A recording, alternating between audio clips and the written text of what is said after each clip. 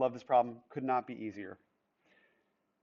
We can see, okay, so let me read it to you. An escalator lifts people to the second floor of a building, 25 feet above the first floor. And notice that that is the side of the triangle. Essentially, you have this triangle right here, this triangle right here, and you can see that the shortest side is going to be across from the smallest angle, and smallest angle is 30.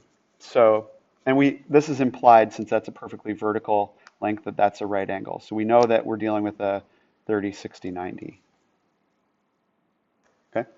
And so what we're dealing with for 25, that's the short leg. Okay? So the escalator rises 30 feet at a 30-degree angle to the nearest foot. How far does a person travel from the bottom to the top? So they're talking about this length right here. And what is that length? That's the hypotenuse. How do you compare the length of the short leg, this right here in green, with the length of the hypotenuse here in turquoise? Well, the hypotenuse is twice as long as the short leg.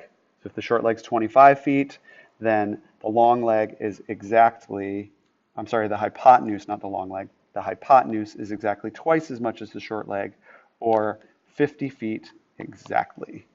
It's as simple as